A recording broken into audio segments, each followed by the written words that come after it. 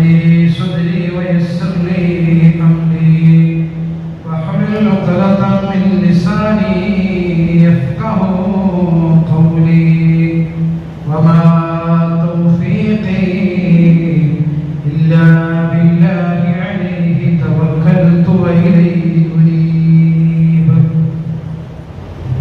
ألف الذي فودي ضامته على العالي أول السطور بسم الله بدأ الخالقان أحمد الله مسليا مسلما على أحمد والآل والأصحاب من للآل عاد بالغ المداه في أوصافه فما بلا بالغ معشار ما أوتي بما في البال بال لا إله إلا الله لا إله إلا الله لا إله إلا الله محمد رسول الله. ഈ റബീഉൽ അവ്വൽ മാസം പരമാവധി മദ്ഹ് ചൊല്ലുക, സ്വലാത്ത് ചൊല്ലുക, ശഫാഅത്തിന് വേണ്ടി നാം ചോദിക്കുക. മഹാനാകുന്ന ഹസ്സാൻ ഇബ്നു സാബിത്ത് റളിയല്ലാഹു അൻഹു പാടി ശഖാലഹു മിൻ ഇസ്മിക യുജല്ലഹു ഫദുൽ അർശി മഹ്മൂദുൻ വഹാദാ മുഹമ്മദു.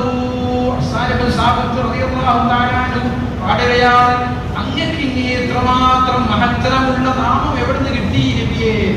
എപ്പോഴും പ്രകീർത്തനമാണല്ലോ അങ്ങയുടെ നാമം, എല്ലാവരും ഉച്ചരിക്കുകയാണല്ലോ, അങ്ങയുടെ നാമത്തെ മദ്ഹ് പറയുകയാണല്ലോ, അങ്ങയെക്കുറിച്ച് മദ്ഹ് പറയുകയാണല്ലോ.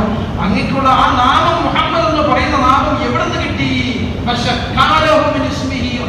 ഇസ്മിൽ നിന്നും അടർത്തിയെടുത്തതാണോ എന്നാണ് ഹസ്സാൻ ഇബ്നു സാബിത്ത് റളിയല്ലാഹു അൻഹു പറയുന്നത്. ഹസ്സാൻ ഇബ്നു സാബിത്ത് എവിടെ നിന്നാ പാടിയതെന്ന്? എവിടെന്നാ പാടിയത്? മദീന പള്ളിയിലാണ്, വേറെ പള്ളിയിലല്ല. മദീന പള്ളിയിൽ ഹസ്സാൻ ഇബ്നു സാബിത്ത് തങ്ങൾ പാടി وأحسن منك لم تر قط عيني وأجمل منك لم تلد النساء.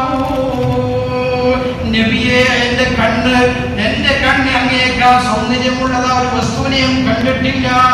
എന്റെ കണ്ണ് ഉപയോഗിച്ചുകൊണ്ട് അങ്ങേക്കാൾ സൗന്ദര്യമുള്ള ഒരു മനുഷ്യനെയും കണ്ടിട്ടില്ല. വഅജ്മലു മിൻക ലം തലദ് النساء.